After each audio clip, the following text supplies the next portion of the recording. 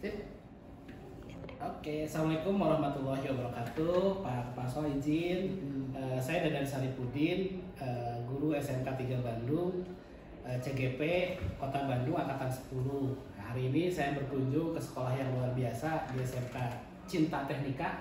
Ketemu nih sahabat yang sudah lama berjuang di pengembangan program di SMK ya Pak ya kebetulan. Hari ini saya sengaja datang ke sini Pak, ingin silaturahim, kemudian diskusi terkait modul 3.1 yang saya pelajari di CGP ini tentang pengambilan keputusan berbasis nilai kebajikan. Nah, di situ hari ini saya lebih fokus bagaimana ingin ada masukan dari Bapak terkait pengalaman Bapak terkait dengan ada nggak keputusan yang diambil yang di dalamnya ada situasi dilema etika.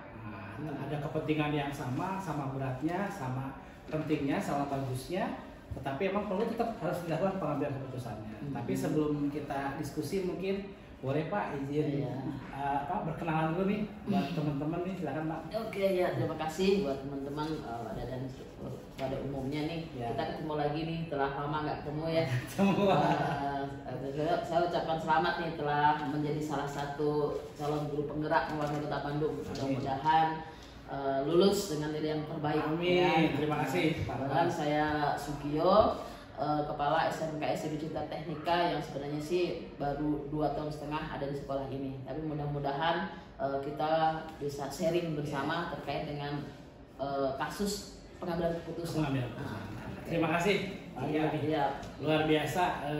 Sudah lama tidak ketemu, tapi saya lihat sekolahnya ya luar biasa. Ini 2,5 tahun Bapak Ibu nih. Ibu Bapak, saya juga hari ini mungkin memulai dari kira-kira Pak Rio, ada nggak kasus-kasus ya di kita nih yang di sekolah Bapak ini terkait dengan yang sering berulang diambil keputusan tiap tahunnya sama dan memiliki konflik atau dilema yang sama, ada nggak Pak kira-kira? Tentunya ada lah, tiap sekolah pasti punya masalah yang dilematis ketika dalam pengambilan keputusan gitu kan.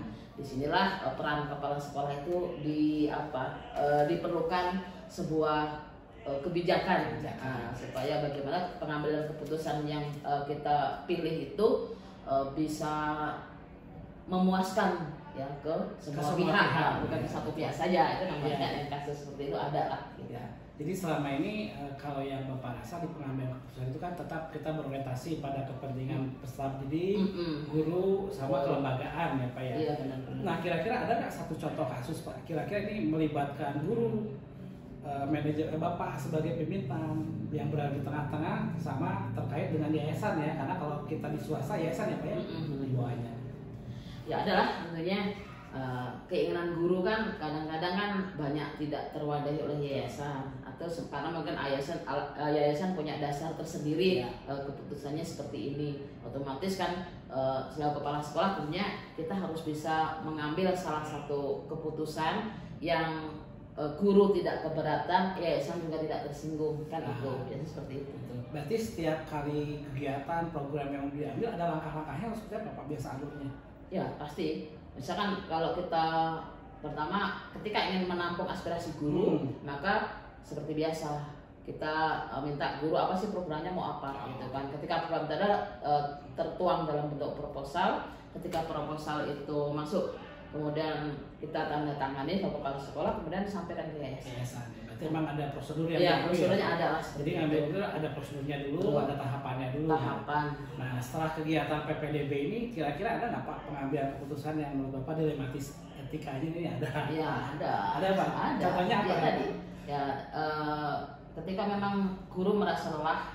Berjuang di PPDB yang sekarang persaingannya luar biasa kan. Betul. Dan rapat sekali ya. Rapat lalu banyak di dalamnya intrik-intrik yang macam-macam.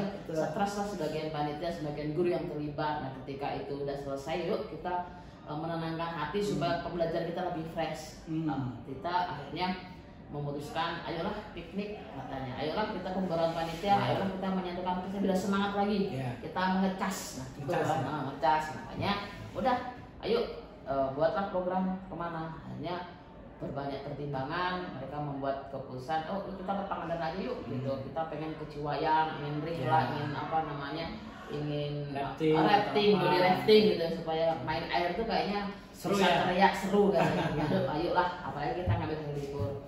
Cuman satu sisi ketika program sudah selesai, kita ajukan ke yayasan banyak yang berbeda. Kenapa kalian ke situ aja? Enggak bosan itu. Kenapa enggak sesuatu yang lain? Itu tetap gitu kan. Kami pengen cobalah.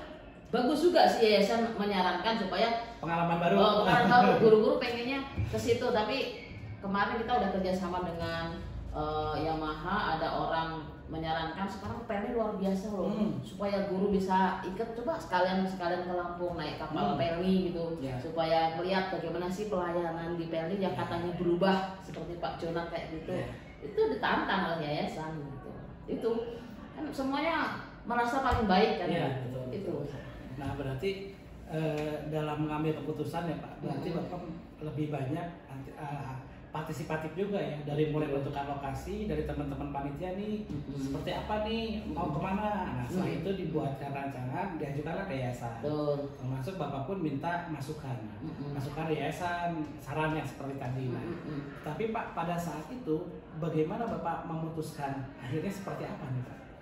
Ya, pertama kan kita setelah ada yayasan mengambil sikap kenapa nggak kesini gitu, sesuatu yang baru buat guru aja kan, kita mempertimbangkan, kita kumpul lagi dengan teman-teman, kemudian ya mencari yang terbaiknya mana lah gitu kan, kita hitung kalkulasi, kita cari mengumpulkan data dulu, dari data itu kan kita bisa mengumpulkan bisa memilih nih, dari data ini kita milih yang mana sih yang terbaik, keuntungan kerugiannya ketika kesini, kemudian ya sampai endingnya kan setelah kita punya data, punya kalkulasi, punya manfaat, ketika benefitnya lebih besar atau enggak daripada enggak, akhirnya kan keputusan udahlah berarti di sini aja. Mungkin di Pangandaran ini ada sesuatu yang lebih memori yang selama ini dinanti-nanti ya, kalau di sono kan enggak, akhirnya kan udahlah, apalagi ternyata hitung biaya yang dikeluarkan di sana lebih besar karena berapa hari nanti naik itu, ya udahlah akhirnya tetap aja di tempat yang sesuai dengan usulan guru-guru gitu. Nah setelah Bapak ambil keputusan tuh, ini mah karena emang lebih banyak partisipasi, pengen bisa keseluruhan. Nah kira-kira Pak ada kendala nggak Pak pada saat ngambil keputusan itu yang menjadi dilema gitu, ada nggak Pak? Ya pasti ada.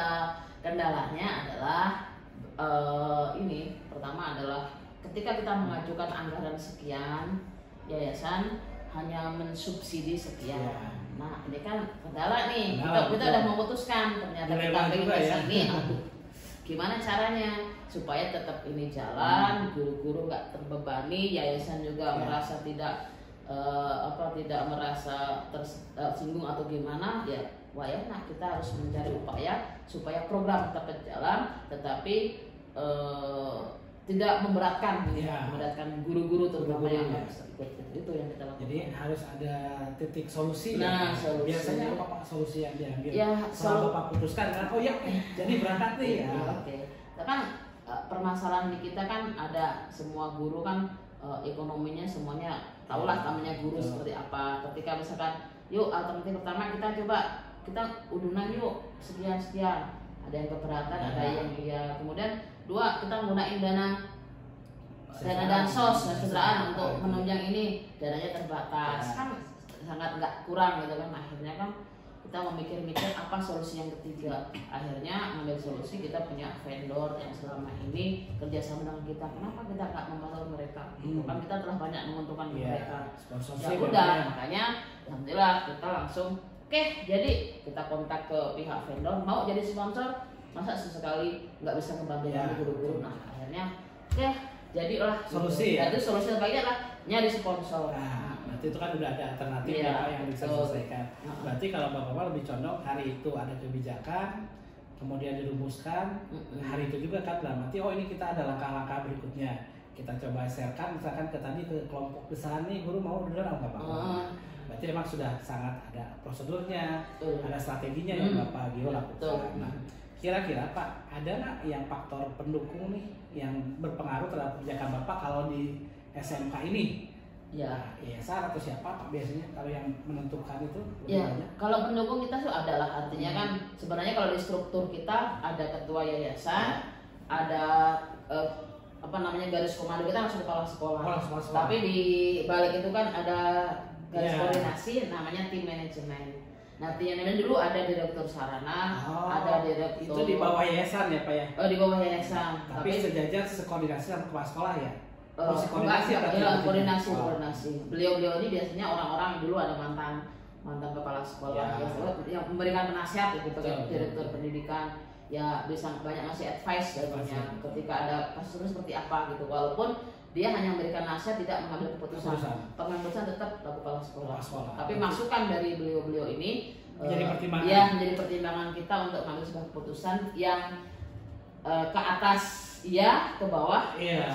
Berarti harus saling sama-sama ya Pak ya. Betul.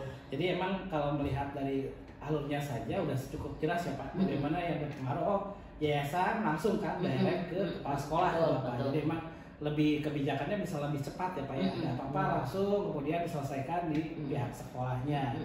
Nah, dari beberapa nih Pak yang Bapak sampaikan, jadi saya melihat ada hal yang baik nih Pak yang saya dapat. Oh ternyata dari sisi apa yang saya pelajari, betul ya, itu udah dipraktekkan langsung oleh Bapak dan Marti.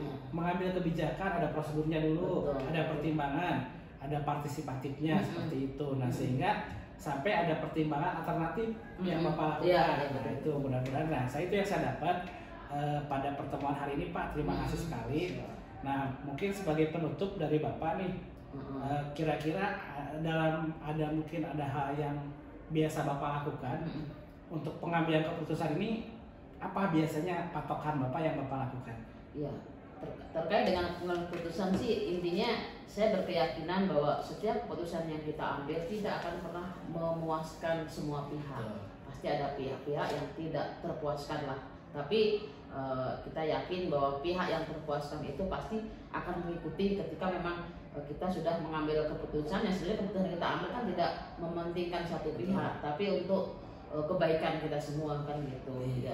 Tapi dengan adanya keputusan kita ambil, mereka yang keberatan yang mau nggak mau akan mengikuti, walaupun yang tidak keberatan kadang-kadang kita panggil gini alasannya latar belakangnya, dan ketika kita panggil mereka bisa paham dan akhirnya mengikuti. Terima kasih Pak. Super sekali nih, saya dapat manfaat yang banyak dari acara ini. Mudah-mudahan apa yang saya dapat ini menjadi pengalaman belajar buat saya, dan saya pribadi mohon maaf Pak Gio kalau ada hal yang kurang berkenan terkait apa yang saya sampaikan. Mudah-mudahan ini bisa menjadi bagian diseminasi buat teman-teman yang lain di CGP 10. Terima kasih Pak Gio. Terima kasih. Siap. Enggak.